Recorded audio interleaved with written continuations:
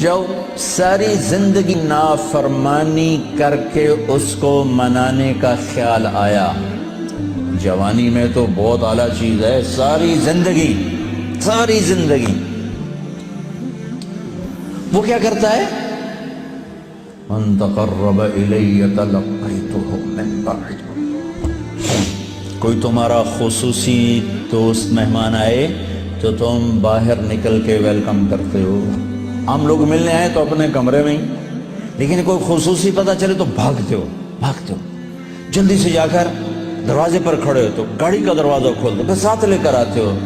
وہ شہنشاہ کہہ رہا ہے زندگی بھر کے گناہ لے کر کوئی مرد عورت جب مجھے منانے آتا ہے تو میں آگے بڑھ کے اس کا استقبال کرتا ہوں، آگے بڑھ کے، وہیں بیٹھے ہوئے آگے بڑھ کے، تلقیتہ من بعید، میں خود آگے تک جاتا ہوں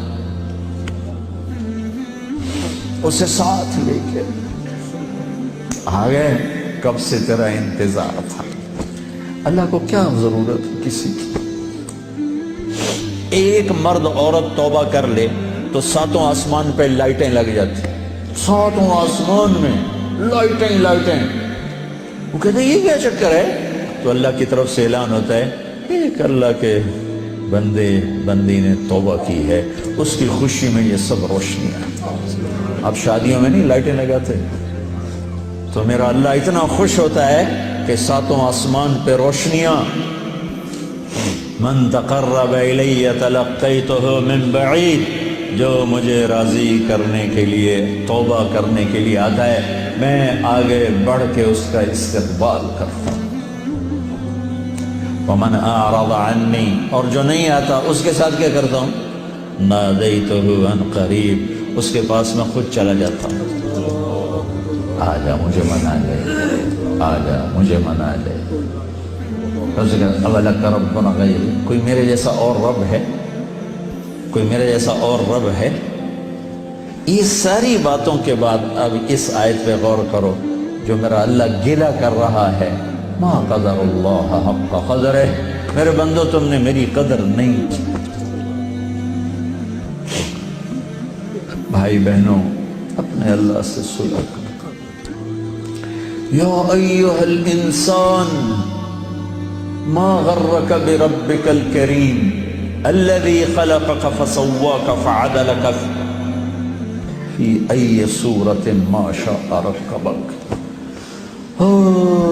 انسان، کیا ان الفاظ میں کیا پیار ہے، کیا شہد ٹپکتا ہوا ہے۔ چھتے سے شہد ٹپکتا ہے، اللہ کی قسم، یا ایہا الانسان، صرف اس ایک بول میں ساری دنیا کا شہد بھروں، اس سے بھی اس میں مٹھاس زیادہ ہے۔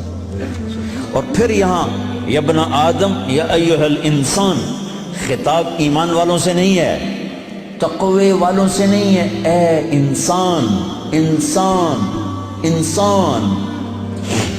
اور لگا رہا تو یہ تو بتا کہ تو مجھے چھوڑ کے کہاں جا رہا، تجھے میرے بارے میں کس نے دھوکہ دے دیا؟ اولاد ماں باپ سے بدگمان ہو جائے تو ماں باپ پہ کیا گزرتا؟ میں نے ایک منظر دیکھا ہے، میں موت تک نہیں بھول سکتا۔ ایک بیٹا باپ سے کہہ رہا تھا تو آج تک میرے واسطے کی بنایا ہے؟ بیٹا باپ سے کہہ رہا تھا، میں دیکھ رہا تھا باپ بیٹے کے ایکسپریشن، بیٹے کے چہرے پر غضب، غصہ، تو آج تک میرے واسطے کی کیتا ہے، تو آج تک میرے واسطے کی بنایا ہے۔ ہوئے ہوئے ہوئے ہوئے ہوئے، میں اب رو رہا ہوں، 40 سال پرانی بات، کہ جو اس باپ کے چہرے پر جو ایک غم تھا، ایک رنج تھا، کہ میرے ہتھاں دا بال اج مینوں آدا تو میرے واسطے کی بنایا ہے؟ جو اس باپ کے چہرے پر ایک کرب تھا، وہ صرف اتنا کہہ رہا تھا، اچھا میرا پتر، کوئی بات نہیں کر رہا تھا، میں اتنی کہہ رہا تھا، اچھا میرا پتر، اچھا میرا پتر۔ پتر ہماری زبان میں بیٹے کو کہتے، اچھا میرے بیٹے، اچھا میرے بیٹے۔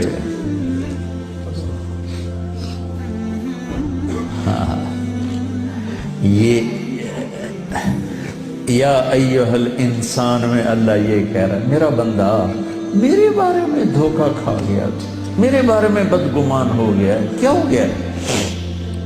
آ تو صحیح، پھر میری رحمت تو دیکھ، آ تو صحیح۔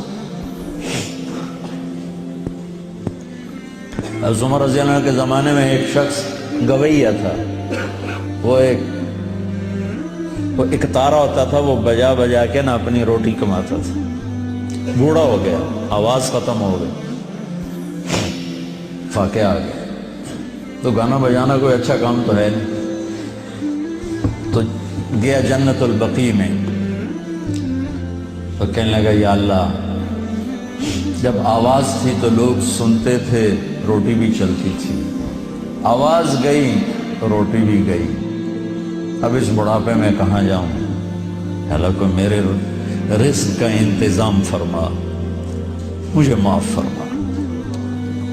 عمر رضی اللہ عنہ مسجد میں سوئے ہوئے تھے، ان کو خواب میں آواز آئی، میرا ایک بندہ جنت البقیع میں مجھے پکار رہا ہے۔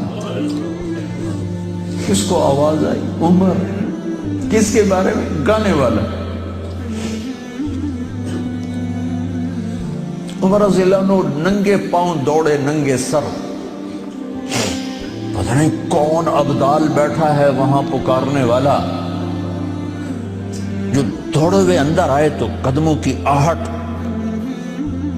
تو وہ گویے کی نظر پڑی، عمر آ رہے اور وہ ننگے سر ننگے پاؤں، نے کہا ابھی آج میری خیر نہیں۔ وہ اٹھ کے دوڑنے لگا تو اس نے کہا ٹھہرو ٹھہرو ٹھہرو ٹھہرو، میں خود نہیں آیا ہوں، مجھے بھیجا گیا ہے۔ کہ کس نے بھیجا ہے؟ کہ جسے پکار رہے ہو اسی نے۔ وہ بوڑھا بیٹھ گیا، کہنے لگا واہ میرے رب، ساری زندگی تیری نافرمانی کی، آج تجھے پکارا تو اپنے پیٹ کی خاطر پکارا، اور تو نے اتنا بڑا میرا اعزاز، اتنی بڑی مجھے عزت دی، اے اللہ مجھے معاف کر۔ اس کی چیخ نکلی اور مر گئی۔ عمر رضی اللہ تعالیٰ نے خود اس کا جنازہ پڑھا ہے۔